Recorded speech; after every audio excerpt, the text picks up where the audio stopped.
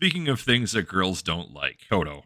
I don't think that's true. I think at least back that's in the not day, true either. they cleaned up.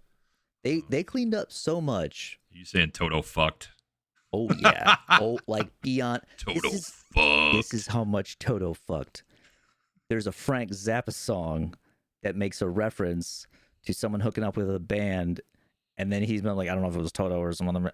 Like Frank Zappa made a reference to Toto fucking. That's how much Toto fucks. Well, then So, Toto fucked. Just want to be Let's put that in there. I'm gonna hide this later in the episode or something. I can't open with here's my Toto fucked. I mean, you can't. Well, it's one of those shorts. Toto fucked. I know that on Facebook, and I've met him for real. I know this bass player, Killian Duarte, and he's a great bass player, very working bass player. He's been in a bunch of bands, played with a lot of bands since like the Gent era, and really incredible player. And obviously a great professional because he's been hired by so many people over the years. And he also, does his videos on Instagram, stuff like that. So he is in this new tech metal band, Abiotic, and part of that band and some guys from another couple bands, Suicide Silence and Job for a Cowboy, got together and covered Africa. I guess you'd say it's like, they're claiming it's like metalcore, I think. It was kind of metalcore / not that technical tech death, I guess, because metalcore is kind of like an influence for tech death, at least some of the current tech death. I don't know. It's all of these words are meaningless, but correct. That's a fact. But we listened to this, their cover of Africa, unfortunately, and nothing against them, and I'm sure for metal fans it's fine. But if you're a Toto respecter, it's not up there in terms of Toto covers, in terms of the appreciation of the source material. So, yes, that is 100% true all the way around. I think the biggest problem, though, is there aren't good Toto covers. Because there can't be good Toto covers at a certain point because of who was involved in Toto. Yeah. So, sort of. I might have some counterpoints to that. You after I sent you this abomination, you sent me a list of not just Toto covers, but also Africa 42 different covers of Africa specifically. So I went through this very aggressively. I didn't listen to all of them, but like most of them. I wouldn't say I finished most of them though, because I was just very like okay, I've listened a little bit. It's either okay, it's decent, or it's right out. And I would say I wouldn't mind a Toto cover. Not that you're gonna like. It's hard to really nail it and live up to the original anyway. This one dude, there's this YouTube guitar player, Martin Miller, and he's actually done pretty decent covers of Toto and other like I think some other yacht rock kind of stuff. Pretty competent, and he usually records like in a studio with a bunch of other good musicians. I don't know what else he does outside of that. He's like instrumental guitar player. Again, I know only from YouTube, but his covers were pretty. He's a good guitar player, and his covers were pretty decent. He's one of these guys I only heard of because all of a sudden he had a signature guitar, and I'm like, who has a signature guitar? But he's got a lot of views on YouTube, and they did really decent Toto covers. They did like Rosanna and stuff like that. I think they might have done Africa. It's not on this list, but well, I will withhold final judgment until I hear his stuff. But I did pretty aggressively listen to things on this list, other than things that wouldn't play because I assume this article's fairly old, and also things that are on links. Spotify because Spotify is bad. I hunted up any of them or anyway, but there was not much on this list that was worth listening. There was one I thought was of value. After I went through it, I thought to myself, we need a little bit of a rubric for how and why these things are bad. So I took some notes. I didn't take notes on specific things. I wrote down how I think that rubric should go. Okay. I have 6 points. Yeah, so I'm just going to go over these real quick. I don't know. You might not agree. I might not care. But I wrote them out, so I'm going to read them. Let's do it. Yeah, 6 criteria for judging covers of Africa. Number 1, first and foremost, production. Toto's Africa is a big old pile of production fuckery, and it's awesome because of that. Yeah. If your production sucks, your cover sucks. Good point. Period. Good point. You can't have a cover of Toto that has bad production and have it be acceptable. It's not allowed. Seems reasonable. Yep. Number 2, attitude. It's important that you take this cover the correct amount of seriously. Don't make it dark and moody. Don't make it boring. Don't disrespect the source. You should be having fun because you're playing one of the best songs of all time, but you should still be serious enough to do it correctly. Some of these bands were, I don't know what the hell they were doing. It's like, we have to cover Africa. We don't want to do it. They're doing it because it's a hit and not because it's Toto. There's some bands that were like, we're really serious. We're gonna make it dark. We're gonna make it. No. It's still Africa. You have to. It's Africa. They're not Toto respecters. No, they're not Toto respecters. So you have to have the right attitude, or your cover sucks. Number 3, execution. Did you fuck it up? Do you have the chops to play a Toto cover? Were you in the pocket? Were you anywhere near the pocket? The goal have is the you pocket. Heard of the pocket? Do you know what the pocket is? Why would you disrespect Jeff Porcaro like this? Oh, that's a good point. It is. It's important. Very. 4, did your cover do anything? Is this a straight up, it's the same song, but worse because we're not Toto? Is this a reimagining that's bad because you don't write songs as well as Toto? Did you bring anything new to the table? Was it worth bringing to the table in the first place?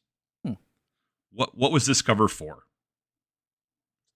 5, kind of ties into that. Why did you do this? Why did you think you could or should do this? Did you chase a trend? You chased a trend, didn't you?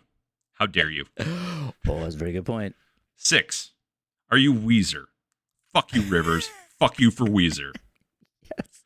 Those are my criteria. Good point. Yeah, so you should not be Weezer because you're right. They probably were a lot of people who just did it because Weezer did it. And a lot of people just did it because it was literally a huge hit for Toto. And that's also, point number 5.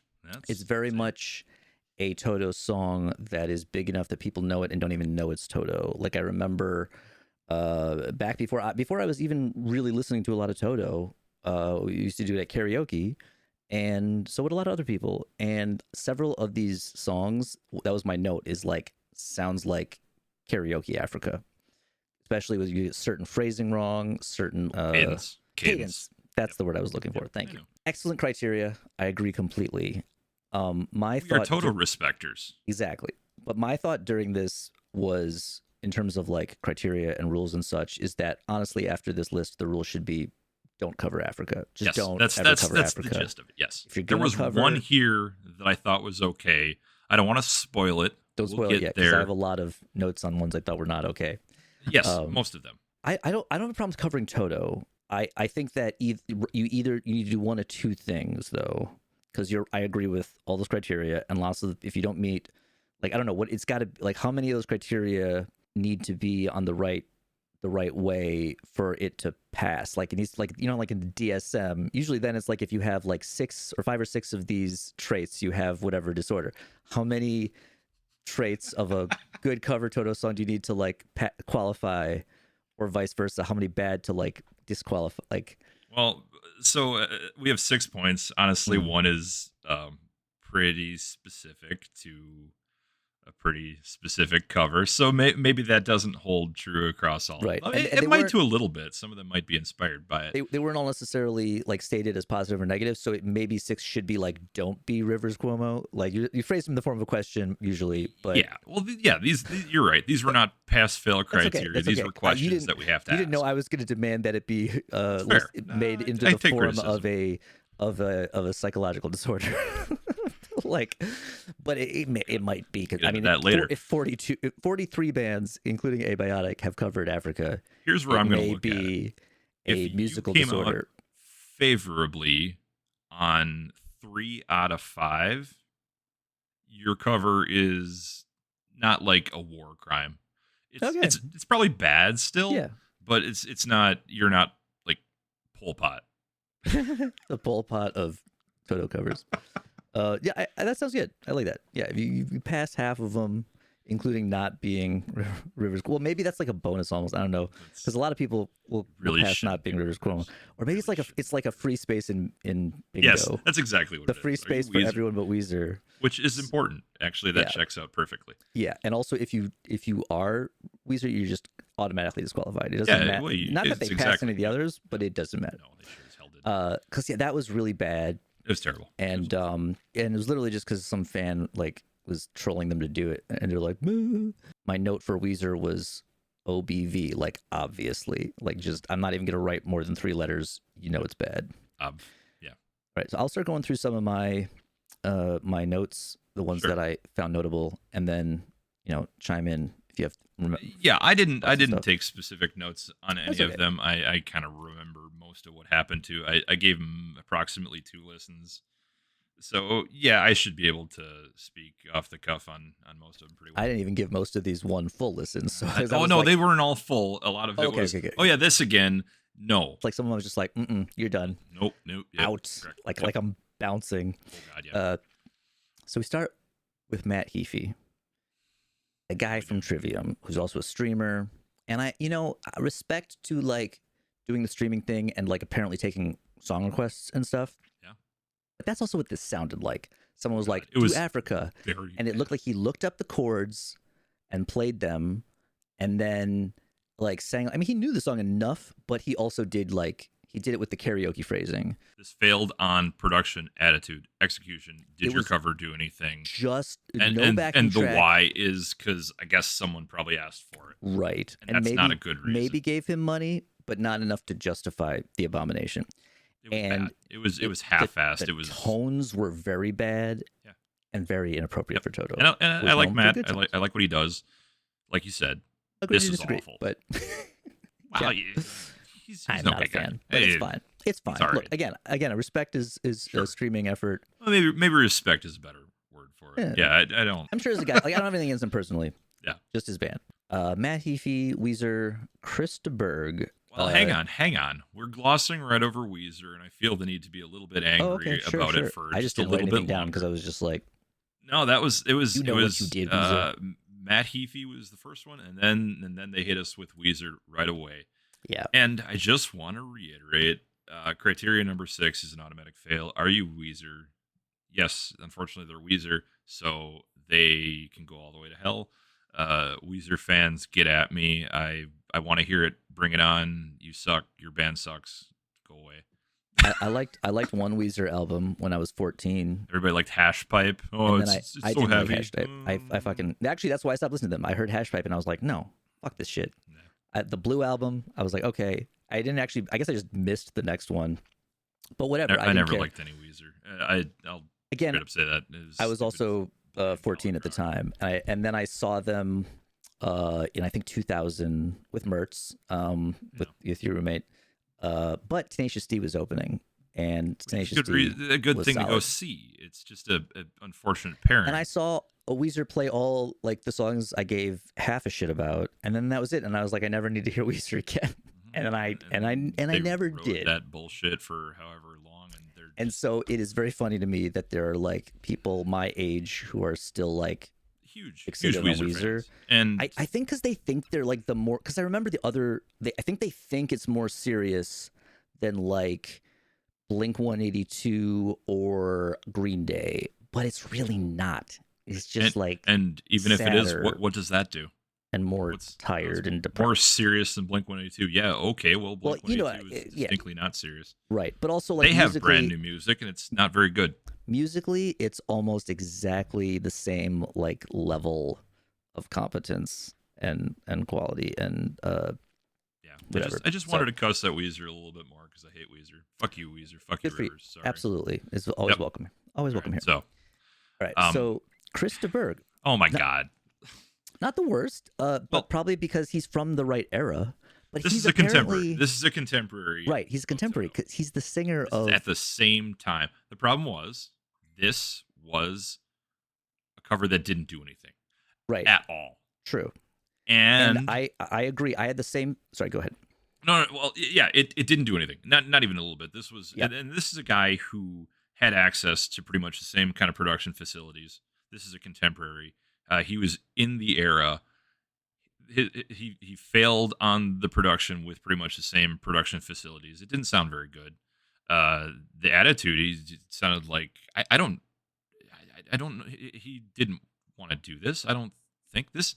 There was no life whatsoever to this cover. Well, he's known for Lady in Red. I know. Which so it almost makes sense because it's such a like sleepy song. Lady in Red. Yes. Like, so like yeah, you like Africa. I don't expect him to like suddenly. But so the problem here is I don't think we know why he did this. That's true, and we don't. And because he was a contemporary, I have this is a big why question. Why did this happen? Because a lot of the recent ones, we're chasing trends, whatever. Good point. Or we're all Toto respecters. You're why right. did this happen? He was probably depending on when he did it, because I'm really not sure. Could have been later in his career, just like album of covers. But he was probably chasing some kind of. He didn't have any more heat in the Lady in Red producing machine. This is one of the ones that made me the angriest because I felt like he should have been able to do this, and it was so. That's just how I looked at it. It was. I thought it was going to be at least fine. Yeah, and it was not. It sucked. For me, I at first I thought it was okay, passable, and then I think I heard him say some long forgotten words or ancient memories, which is the wrong word, and so I think he had a cadence problem overall on the whole thing, if memory serves, in addition to lyrical issues. Got the lyrics wrong, and so I wrote, "You fucked up, disqualified." That's it, you're out. You bounced. Yep. Yeah. So this is a failure on many of the criteria once again. Turned it off. Moving on to the next one. Yep. Also, I did agree with you. I have one specific one at some point coming up where I wrote I actually prefer when someone tries to do something different because the odds that if they try to do it straight that it's going to be any good significantly drop because you're more if you do something that deviates while still respecting it, I think that is better. Yep. Agreed. 100%. So Ninja Sex Party. I had to go hunt this one up because it failed in the article. Yes. I did kind of watch the video. They're YouTubers. It was okay. The sounds were cheesy, but honestly, it was better than I expected with their track record. They do very silly, simple songs, and I think this is when they did like a bunch of covers or whatever. So whatever. It was okay. It didn't make me want to like stab a puppy. Yeah, but that's good. It was just okay. The production was there. I think they actually did better than a lot of these bands on having the right attitude about the cover. I think this is a band that knows the line between tongue and cheek, and we still have to make a passable cover. So that's I think they got production, attitude, execution. Kinda. Did the cover do anything? No. Why? Because they're that kind of band. Yeah, they're not really capable of doing anything. They got about 2.5 here. I'll give them production and attitude, maybe a 0.5 point on execution. I think that's most of the music is like just below the line, just under the bar or just over the bar. Just hanging out near the bar. Not because they're not Weezer. Not the pocket, the bar, the low bar. Yep. The bar which is low. Yep. There's a high bar, and you have to get to the pocket. You got to clear the high bar, but most things you just got to clear the low bar so that you don't get murdered or whatever. But they also did a full video on it, which many of these were not. That's what they always do, though. They are YouTubers, so at least there's some effort there. That's true. It was a even decent video. Even if it's already your setup, at least you put the time in to do it. Yep, and that was the point where they already had pretty good video production too. So that's decent. That's points for that. 2.5 the criteria. I'm not angry at them. Great. So the next one I have down is Pyogenesis. This one I kind of liked because it was different and it called them like a goth band, but like it had this kind of like, I don't know if you call it like a techno beat, but a very kind of like busy, kind of like electronic beat. This was German gothic metal kind of thing. Yes. Pretty decent guitar tones, I thought. It wasn't either I had tired of this at this point and I had to get back into it. It wasn't memorable. Okay. I think it was just kind of. I think the production was fine, and like you said, it because it is a little bit of a different genre. It did something. That stood out to me. It definitely did something, and I was surprisingly pleased with the stuff it did. Like I had the cool beat, even though it's not like true to Toto. But again, if you're actually gonna like look, in a way, you're saying, I'm not gonna try to how was the achieve attitude the here? pocket. How was the attitude here? And then I liked the guitar tones, and then the synths were a little goofy with the like very phasey, filtery kind of like sound. But whatever, I thought it was all right. Gothic. You're gonna have that. Exactly, but I thought that it was different enough. It got my attention. I do want to just call out some things quick because you skipped over Howie Day, which was probably one of the worst things on this list. Yes, it was awful. I don't know why that happened. He's a solo singer-songwriter, him and an acoustic guitar, and it gave me severe flashbacks to 2000s UW. It was like a guy you would hear the open mic at the Union, for some reason covering Africa. Very 2000s singer-songwriter acoustic flashbacks, bad times. And he failed on every single point. I don't think we can even give him the free space because I think he might wish he was in Weezer. This is awful. The production was bad. The attitude was what the actual. Well, it sounded like it was probably recorded at a show. He's probably never recorded in a studio or anything. Or maybe that is his studio. Maybe his production's awful across the board. That's possible. Might be his whole shtick. Cover absolutely didn't do anything. Why did he do it? I don't know. Probably because someone was like, "Hey, you suck. Here's a thing that people like. Maybe if you do this, people will like you." But I don't think they probably did. Because singer-songwriters have an entitlement problem. They think they can just play any song. They think it doesn't matter what instrumentation was in the original. Christ. They can just play it on acoustic guitar and it'll be fine. And sometimes they are wrong and they are committing music crimes. And this is one of those times. This young man may be Pol Pot. Also, Subaudible hum was terrible. It doesn't really bear looking at. Yeah, I don't think I wrote that one down at all because it was. I think I got through 30 seconds. This was on. I will point out this was on Triple J out of Australia on the Like a Version series, which has a lot of really good covers of stuff. I've heard of that. Yeah. I don't know how this possibly got included. I don't know anything about this band. Maybe this is a band that people like and they were just there. And I don't know. Maybe I don't know if they like draw covers or it's like, hey, surprise, you get to try to do Toto, and maybe this band was not capable of it. This was a mess. It was not listenable. I don't know. At least I know the why, but everything else was a fail. So I have Lowry. Yep, Lowry was next. I actually don't remember it, so it wasn't very memorable. But what I have written down was this is the one where I was like, look, more offbeat versions are preferable because they feel like an homage and less an affront to greatness. But then their vocals came in and I turned it off. So this guy could not sing at all. The female vocals on this were not so bad, and they saved parts of it. But this is another one that failed very badly on attitude. This felt like we're sad boys, we're all mopey, and it's this sad version of Africa. And no, you don't get to do that. It's not how it works. You don't get to change the attitude. You have to match the attitude. No, sorry. That's production was not good. Attitude was not good. Execution was not good. The cover kind of did something. I'm realizing why is a problematic criteria for a lot of these because I have no idea and I don't care to know. These are pretty good criteria if you ask me. Well, if I maybe had I looked up why, then it might matter, but I didn't because I hated a lot of these. Had there been more things that were borderline, I might have looked to see if there was a passable reason. There are some here that have distinct reasons. Yeah, I think I have a guess. I'm not going to say it yet as to which one you thought was acceptable.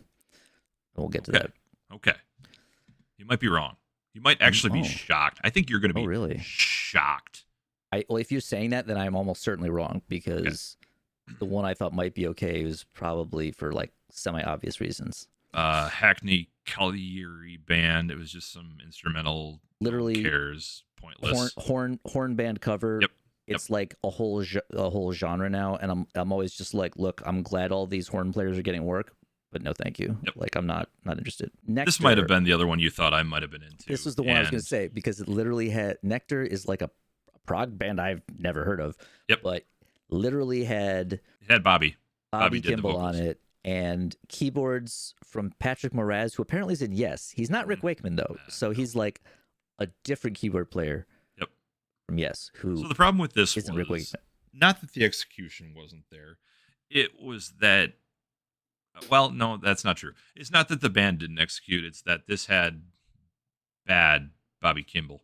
Yeah, Bobby Kimball that's true. It was definitely didn't not sing well on this at all, living up to his original performance. So that was an extra strike against them, because how dare you do that to Bobby? I mean, did they do it to Bobby, or did Bobby do it to himself? They released it. So if you recorded Bobby and he sounded like that, you should go, maybe we shouldn't put this out there. It might have been elder abuse. I didn't catch when this was recorded. Obviously, Bobby has had and is currently dealing with terrible health issues. Bobby's in real bad shape, and that's a shame. Yeah. Bobby sounded terrible. I hope they at least like paid him well or something. But he sounded really bad. The band was fine, but Bobby sounded bad, and that's a shame. So that's not the one. I understand why you might have thought so, but no. No. Here it is. This is the one. This was easily my favorite cover here. Shocked to find out that my favorite cover of Toto's Africa was by a Christian pop rock band named after a Plymouth Reliant, a terrible car from the 80s or 90s, whatever. Yeah, Reliant K, who I've heard of. I had also heard Christian rock until this thing told me. I thought this one was fine. I didn't write anything down because I was just like, this is decent. This was my favorite one. Okay. I thought the production was very good. The tone was very good. The guy hit all the notes. I thought his voice was really strong. I thought he added to it with a little bit of interpretation of it. There was some noodling in different parts that I thought was fun, and I thought it worked kind of with the themes and was doing something. They definitely had the right attitude. They were not making it dark or stupid. They were serious enough while still having fun. It sounded really good. Were they all the way in the pocket? I don't know. It's not Jeff Porcaro, but no one else is. Yeah. But it sounded really good. Like I said, the cover did something. It worked. I don't know why they did it. I should have looked. I'll look later. So how many did they get out of 6? That's 4 for me. Okay, nice. And I don't know why. All right. So that's cool. I thought it was decent. I thought it was. This was easily my favorite. My favorite Africa cover was by a Christian rock band named after a Plymouth. I mean, at least they didn't Christianize it, right? They didn't like insert. No, there was none of that. None of that whatsoever. The problem with Christian rock bands is that if you listen too closely, you're gonna realize they're a Christian rock band. This was a faithful cover. They respected the source. They respected the Toto. They might be Toto respecters. This was that good. They might. For me, this was the biggest bright spot on this whole list. if one of the only. Right on. I listened to it a third time. I was looking for stuff I wouldn't like, and it was good. Yeah. Right on. Yeah. All right. Eric Benet, get another R&B. Yeah, didn't really care. Didn't work. No. Everything singer. The next one's some singer from Poland's X Factor and The Voice. Oh, these were not good singers. I didn't listen to much of this one. I didn't bother. It very much sounded like people who had been on the X Factor or The Voice. Yeah, very much so. Yep. But Colin Malo didn't sound like a cover of Africa until the chorus comes in, and then there was production here. This was obviously a budget went into this, and it was clearly trying to do something. Mm-hmm. And as far as I can tell, this was supposed to be some kind of political thing. So I think there might have actually been a why behind this that maybe was slightly important. That's fair. So while I didn't love the song, I think it's probably got a pretty fair score here. Good production. They looked like they were having fun with it and not shitting all over it. The execution, well, hard to say because it's not a super faithful cover. It's a reimagining of it. So did they execute what they were doing? Yeah, and it did something. So I think you're pretty good on most of those 4, and I think the Y is something. So even if it's not my favorite song, I think this passes. Oh, not bad. Alrighty, right on. Shocking. You have more specific criteria than I did. I just complained that it started off and I was like, this isn't Africa. But then it got there. I'm like, oh, okay, I get it. Yep. So I didn't listen to Leo Moracchioli featuring Hannah Bolton and Rabia Masad because I remember when it came out. Yep. Leo Moracchioli. Leo does a ton of covers. He's a very popular YouTuber. They all sound the same. Yes, they do. One note. He does the same thing on every song. His vocal tone is kind of unpleasant. Well, she's not guest bad. vocalist. And Rabia is another like the third string Andertons guy, but now with his own YouTube. And I remember this shit, and no, thank you. I'm not gonna listen to it again.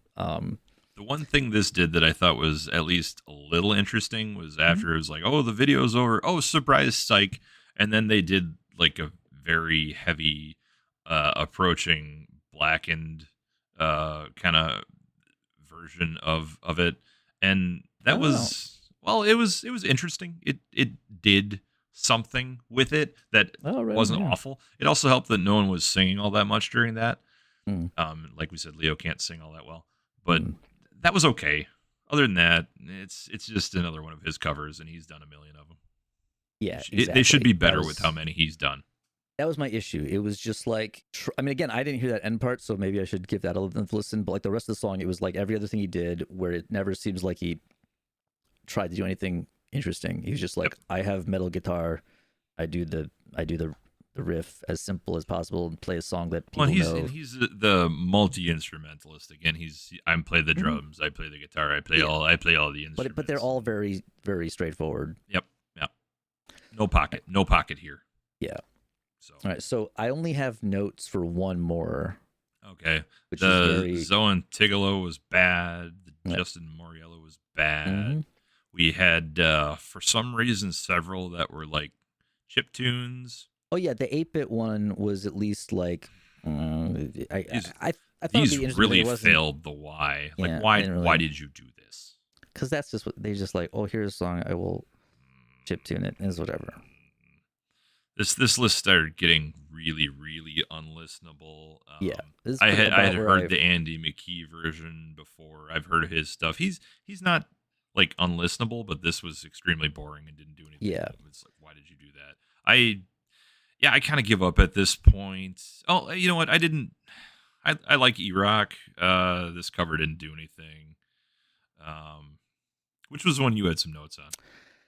Well, okay, so actually, I guess I realized that part of the notes is that I couldn't actually hear it, but the Yacht Rock Review cover. Oh, the thing about the Yacht Rock Review that you need to know is that they are, at least for the most part, they are false yacht.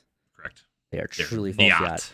And they were even at. I mean, I think they made at some point they made nice and maybe even like started taking some direction from like the true Yacht Rock guys. They have led many astray. Yes. And I saw them back in the day before I knew this, and I was like, most of this is not Yacht Rock. This track of Africa is no longer on Spotify. The EP it was on is gone. My first thought was like, oh, maybe Toto fucking like revoked their cover clearance or some shit. I don't think that's necessarily what happened, but I was like, so I couldn't even listen to it. But I couldn't. Good. And I didn't try to. Like, I'm sure there's a version on YouTube somewhere, but I thought to myself, there's only a live version. Fuck those guys. I only want to judge the studio version because I know how they fucking sound live. Right. Yeah, fuck Yacht Rock Review. Yeah, no, they're assholes. Fuck them. If you want to hear how bad it was, one of the like the first five, I think maybe the third or fourth, either third or fifth episode of this podcast is the Yacht Rock Review, where Rich and I went to see them, and we're self-plug. Very disappointed. You know, you got to reference other episodes. For a second, I forgot that was this podcast. But 2013 that came out, which is, I think we saw them in like 2015. So it was one of the actual Yacht Rock songs they did, but they literally in this thing mention, oh, this is even worse, is they call themselves a cross between tribute, an original act, and a comedic troupe. And I did notice on Spotify when I was trying to find this that they have like apparently some original songs now, which is I don't even want to know. I'm sure they're not very yachty. And then a comedy. I do not remember them being funny at all. I'm sure I don't know what the jokes were supposed to be. Maybe they were because like people were like all wearing. Yeah, I have a silly hat. This is funny now. Fucking sailor hats. Mm-hmm. Honestly, for a while that was a good sign. You were false yacht. It was like not fucking sailor hat. Pretty strong sign. Yep. So Little River Band, no. Brandy. So that is I have to even though they supposedly made nice, I don't care. I've not forgiven the Yacht Rock Review for their crimes against and you yacht. Should not. They have not done anything to deserve forgiveness. No, so I shall not. So there was like some dude just like playing metal guitar version. He just clearly just like I think that was play E-Rock. anything. E-Rock. He's got a lot of covers, and he seems competent, and he's usually having fun with it. But I don't think it was all that exciting. Yeah, it's YouTubery. Yeah, it is. He's been around forever. I'm sure that's a very old cover. There were some dudes just hanging out in a pizzeria that didn't do much. There was some big production live thing. I thought, oh, okay, this is there's a whole band here. And then I listened to it and I thought, wow, why does this guy have a band behind him? This is the St. Lucia? St. Lucia, yeah. This was terrible. Okay. I don't know how or why there was a big production and a band. I don't know why anyone would want to play behind that guy. I just noticed it says his songs have been featured in commercials for Taco Bell and Victoria's Secret, which is quite a combination. That is Which something. songs? We may have to do like a separate episode where we look up this guy's fucking Taco Bell and Victoria's Secret commercial songs and figure out. And I do remember actually, I didn't write anything down, but I remember watching They Say Fall because they watching that like, too, and I completely forgot how it sounded. That's not a good sign. It started off not terrible. It was pretty bad. But the main thing that was weird was they seemed to have some kind of a costume gimmick, but it doesn't make any sense. Like the one dude looks like they got wigs. The one dude looks like he's in a prog band, but then another dude looks like he's in a different kind of rock. But like it didn't really add up. And then at a certain point in the video, it seemed like maybe it was just for this video, and therefore maybe it is disrespecting Toto, which is not okay. Not even musically, like in a video, like, oh, this is what we think Toto looks like, and which they don't. It's not even like accurate. And then like you could kind of tell at a certain point, like the singer just looks like a regular, like, oh, this guy looks like the kind of band they actually are. And so that kind of, and I was at that point, I was like, oh no, this sucks. Yep. This is not appropriate. This is disrespecting Toto. Yep, and you should not do that.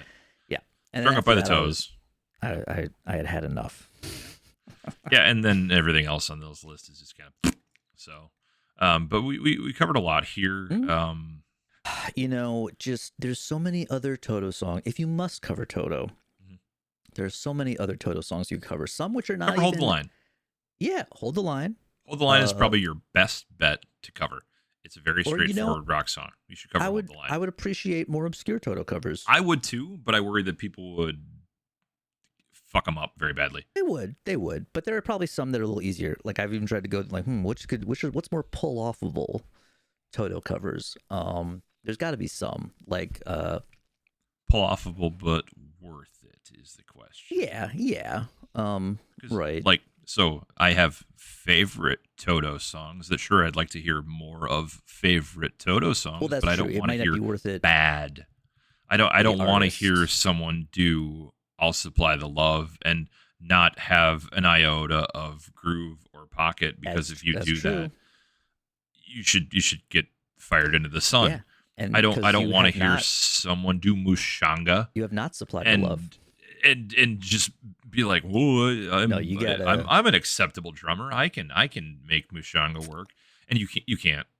That has been my problem with thinking about covering Mushanga. Is I'm like, who is gonna play this? I can't program this drum part. That's not gonna. I'm not sure that like I don't know that a Portnoy could do it right, because he's too. Portnoy. He's not known for that. He's not known for the groove. Not known for that kind of groove. And honestly, the biggest criticisms people have of him are that he doesn't have enough dynamics, and therefore, that's a very good point. I have a feeling if they covered that, it would not be wonderful. And also I just had a really, really excellent drummers. I just imagined James LeBrie trying to sing Mushanga too, and now I'm very upset. Oh, Jesus! Right? You just thought of it. It happened, and you're like, oh no! Why did I think of that? Now I can't unimagine it. Very bad, especially because you know exactly how he would sing it because it's got the soft parts, and you know how he does the fucking soft parts all the time. Ugh. All right, I'm trying to see. Has Dream Theater ever covered Toto? I wonder if I forget his name. The guy from Nowhere. That's a very technical drummer who knows how to groove. Oh, Nowhere. Oh, yeah, that's. Oh, absolutely. They played a jazz festival. Yep. That was when I saw them. And so, they could do. Have they done any? No? I don't know. I don't think I've seen any covers from them. Obviously, they're a little more like kind of low. I don't know if I'm going to call it lo-fi production, but kind of a little. It is usually a little dirtier, right? Because it's usually just like recorded in like I think that guy's house or something. Yeah, and so something like that. Still a lot of really good stuff.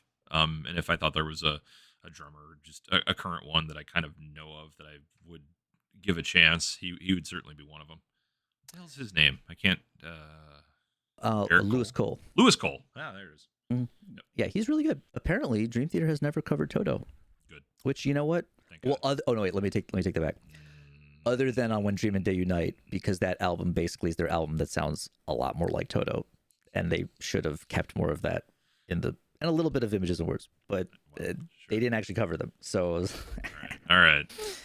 You know who probably could have covered Toto would have been Rush, but why would Rush have covered? Yeah. I think they're in a different zone of really great band, and they probably could have, but maybe they wouldn't have. Pretty sure there was nothing Pert couldn't have accomplished. It would have been a different sound being a 3-piece instead of like 7 or 8 guys or however many the actual production ended up being. Yeah, but they were like almost too contemporary with them. Like they did a cover album, but it was more like older, like stuff from when they were kids or whatever. Yep. And so Toto would have been actually. I mean, it's possible I remember. They may have played together. They probably played together. Oh wait, that was the thing. There was a story about Rush like supposedly pulled the plug on Toto. That was the stories that. Yeah. Tell me what's up. Steve Lukather recalls Rush's attempt to sabotage Toto. This is weird because I really can't imagine Rush doing this. They might, maybe they did, or maybe it was like a their clickbaity manager. Headline. Let's be real. It could be. Okay, let me check it out. We opened for Rush and they pulled the plug on us. I guess we were going down too well and they pulled the plug on us. It was fucking weird. I get it, but it was like being the opening band and treated as such. I'll put it that way. It was back in the 70s. If you were the opening act, the headliner could fuck you. Number 2 lights or something else. I think we had innocently gone like 30 seconds and all I heard was Jeff playing drums and Lenny playing percussion. I'm going to take that with a grain of salt. That sounds like this is an interview with Luke.